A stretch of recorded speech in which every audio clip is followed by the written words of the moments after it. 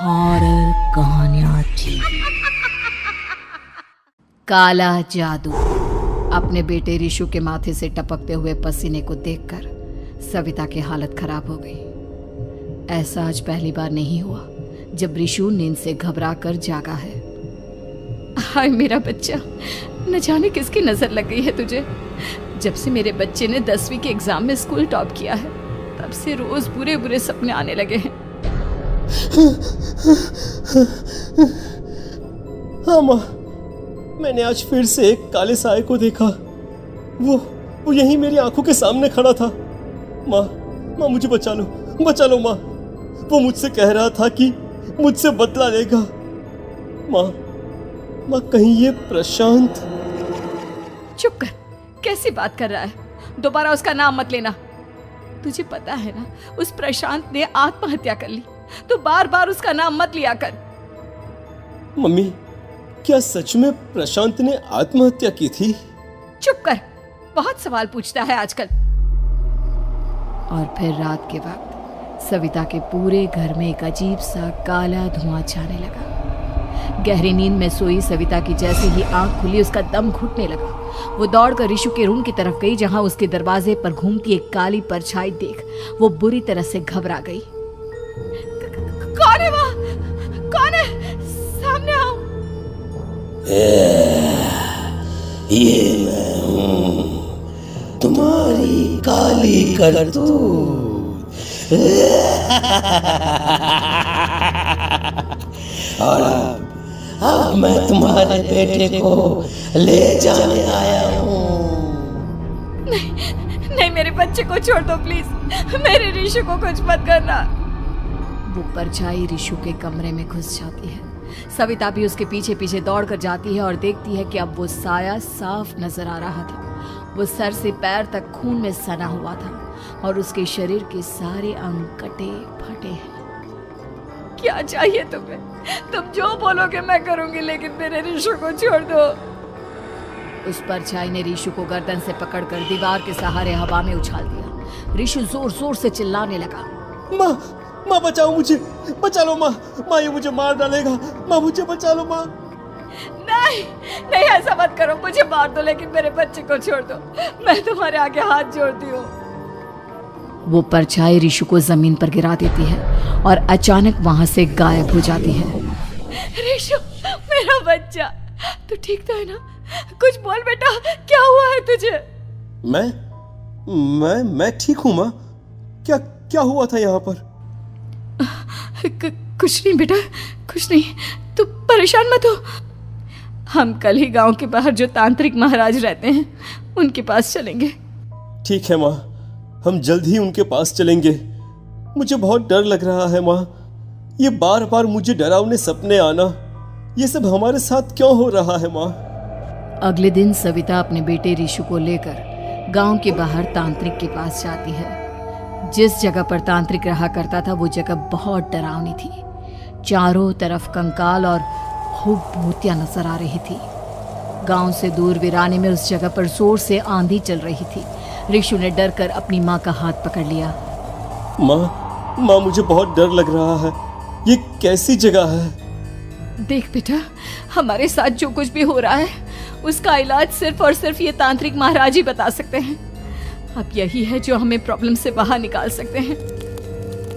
जैसे ही सविता और रिशु तांत्रिक की झोपड़ी के अंदर पहुंचे, वहां का नजारा देखकर उनकी आंखें फटी की फटी रह गई। तांत्रिक की झोपड़ी के अंदर कई सारे लोग अपनी गर्दन घुमा घुमा कर जोर जोर से चीख रहे थे।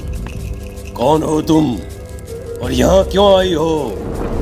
महाराज, मेरे बेटे को कुछ दिनों से एक डरावनी काली परछाई नजर आती है और कल रात उसने मेरे बेटे पर हमला भी कर दिया।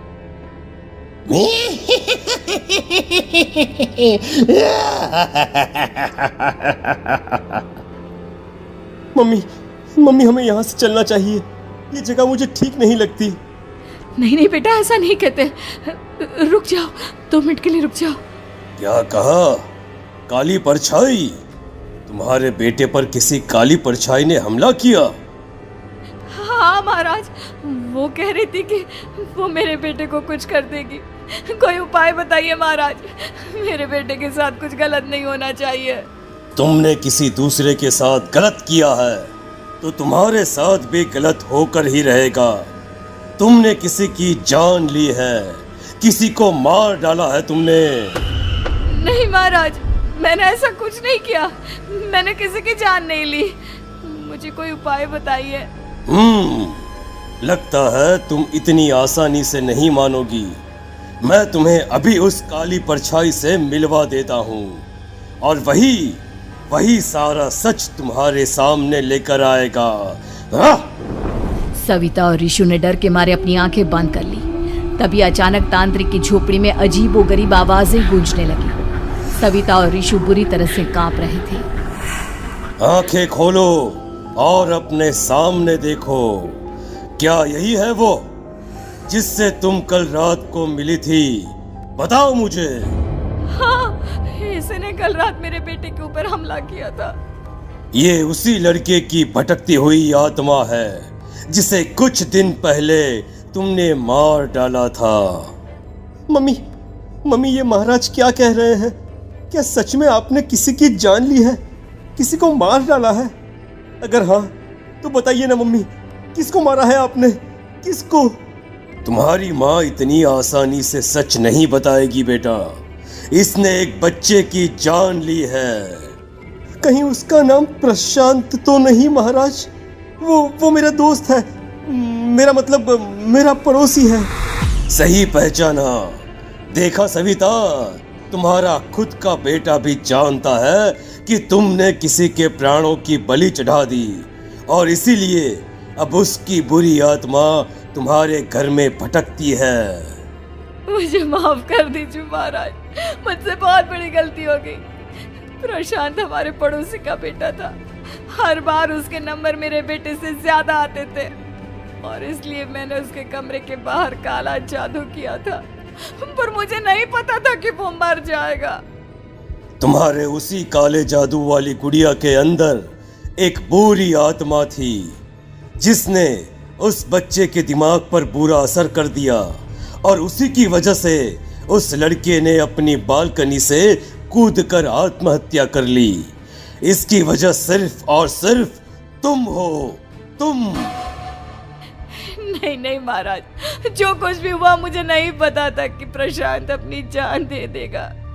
प्रशांत की आत्मा इस वक्त तुम्हारे सामने खड़ी है, हमसे बात करना चाहती है। बोलो क्या कहना चाहते हो?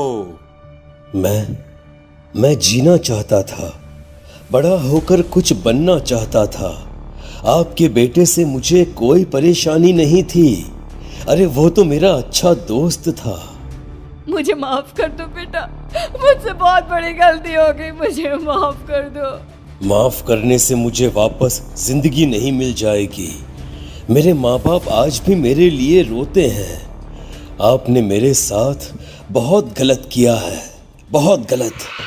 और तभी अचानक प्रशांत की आत्मा वहां से गायब हो जाती है। सविता जोर जोर से रोने लगती है। सुन लिया तुमने? ये तुम्हारे अपने ही किए हुए पाप हैं जो इस तरह से तुम्हारे सामने आ रहे हैं। माँ, ये आपने अच्छा नहीं किया। सिर्फ 10th बोर्ड के एग्जाम में मैं टॉप कर पाऊं, इसलिए आपने मेरे दोस्त के ऊपर काला जादू कर दिया। नहीं मम्मी, नहीं, अब हम कभी खुश नहीं रह पाएंगे, कभी नहीं। मेरे दोस्त की आत्मा को कभी शांति नहीं मिलेगी मम्मी, कभी नहीं। लेकिन मैंने जो कुछ भी किया सिर्फ तुम्हारे लिए किया। वो लड़का हमेशा फर्स्ट पोजीशन पर आ जाता था और इस वजह से हमेशा तुम्हारे मार्क्स कम पड़ते थे। मैंने तो सिर्फ उस पर एक छोटा सा काला जादू किया था बेटा। मुझे क्या पता था कि उसका ये नतीजा निकलेगा। जिस गुड़िया को तुमने उस लड़के के कमरे के दरवाजे पर लगाया था, दरअसल उसके अंदर एक बुरी आत्मा का प्रवेश हो गया था, जैसा कि अक्सर काला जादू करते समय हो जाता है। मुझे अपनी गलती का एहसास हो गया है। मैं प्रायश्चित करना चाहती हूँ। आप बताइए मैं क्या करूँ? प्रशांत के घर जाकर उस काली गुड़िया को वहां से निकालकर यहाँ लेकर आओ। मैं उसे आग में जलाकर राख कर दूंगा और उसके बाद प्रशांत की आत्मा को हमेशा के लिए मुक्ति मिल जाएगी। अगली रात सविता चुपचाप अपने पड़ोसी प्रशांत के घर जाती है। प्रशांत के माँ बाप प्रशांत की मौत के बाद उस घर को छोड़कर हमेशा के लिए वहां से चले गए थे। जैसे ही सविता उस घर के अंदर कदम रखती है, उसका सामना अजीबोगरीब हैवानियत से भरी आवाज़ों से होने लगता है।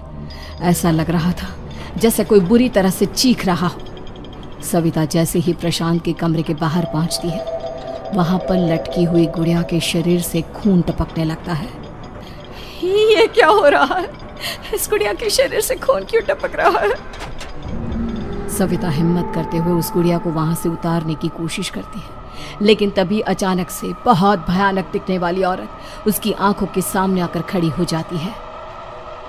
मैं यहाँ से कहीं नहीं जाऊंगी, और अगर तूने मुझे यहाँ से हटाने की कोशिश की तो मार डालूंगी मैं तुझे।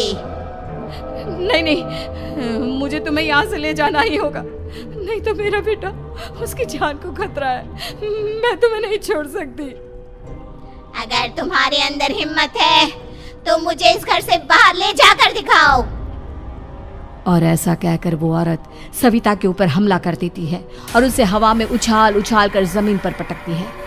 लेकिन तभी अचानक मौका देखकर सविता अपने हाथ में ली हुई सुई उसके हाथ में चुभो देती है। हाथ में सुई लगते ही वो औरत जमीन पर तड़पने लगती है। ये क्या किया तूने? ये क्या कर दिया? तुझे ऐसा नहीं करना चाहिए था। तांत्रिक ने मुझे कहा था कि तुझसे जीतने का सिर्फ यही एक तरीका है जिससे मैं अपने पापों का प्रायश्चित कर सकती हूँ और अपने बेटे की जान बचा सकती हूँ। और उसके बाद वो डरावनी दिखने वाली औरत एक छोटी सी जादुई गुड़िया में तब्दील हो गई और सविता ने उसे ले जाकर तांत्रिक को दे दिया। तांत्रिक ने जादुई गुड़िया को आग के हवाले कर दिया।